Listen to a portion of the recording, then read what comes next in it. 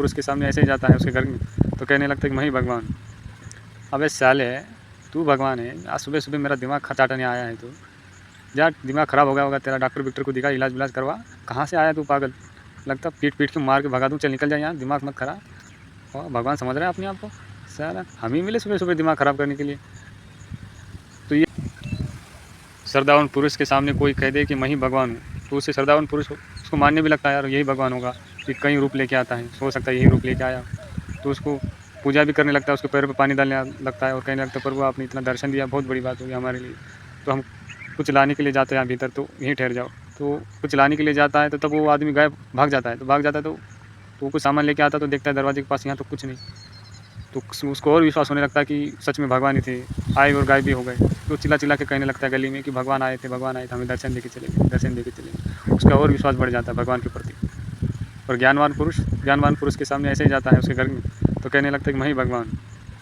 अबे साले, तू भगवान है? आज सुबह सुबह मेरा दिमाग चाटने आया है तू। जा, दिमाग ख़राब हो गया होगा तेरा, डॉक्टर विक्टर को दिखा, इलाज विलाज करवा। कहाँ से आया तू पागल? लगता पीट पीट के मार के भगा दूँ, चल निकल जाए यहाँ, दिमाग मत खराब। और भगवान समझ रहे हैं अपने आप को? साला हम ही मिले सुबह सुबह दिमाग ख़राब करने के लिए।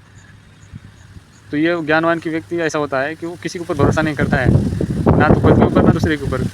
उसे लगता है कि कोई और भगवान है जिसे वो खोज रहा है, वो चाहता है कि जिसकी कल्पना में बैठा है वही भगवान है, तो उसी की तरह उसको मिलने की सोचता है।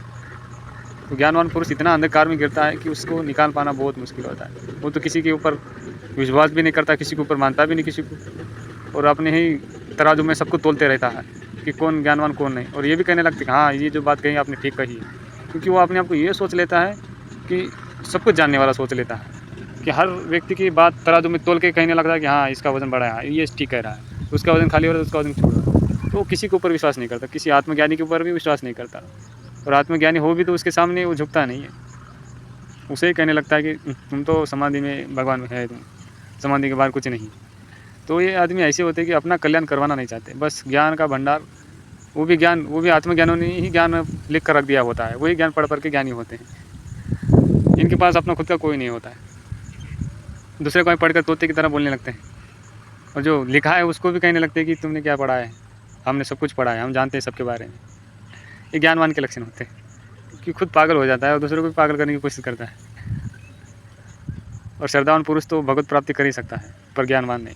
मूर्ख कर सकता है, पागल कर सकता है, पर ज्ञानवान पुरुष नहीं। ज्ञानवान पुरुष अपनी तर्क की इतनी बातें अपने दिमाग में घुसाड़ लेता है, उसको निकाल पाना मुश्किल होता है, क्योंकि हर तर्क उसके विरुद्ध तर्क मिलता है इसके पास, इसलिए उसको झेल नहीं पाता है।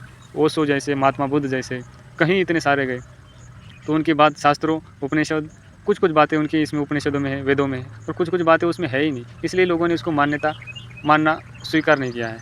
इसलिए वो कबीर कहा, ओशो है, महावीर है, महात्मा बुद्ध है, मोहम्मद है, इस सारे की बातों को नहीं मानते। जस हो गए, इन्होंने जो लिखा है इनके अनुसार लिखा है, उनके अनुसार लिखा है, इन्होंने अपने फ़ायदे के लिए कुछ ने शास्त्रों में उला ढाला किया है। इसलिए जो महात्मा बुद्ध जैसे मानने वाले व्यक्ति को, आत्मज्ञान होने वाले व्यक्ति को उतना मान्यता नहीं मिलती है। और ये लोग ऐसे हैं जो जिंदा है उसको गाड़ देते हैं, जो मरा है उसको पूजा करते हैं। इसको जिंदा है उनके सामने तो उनको अच्छा नहीं लगता, मरे वाला आदमी अच्छा लगता है।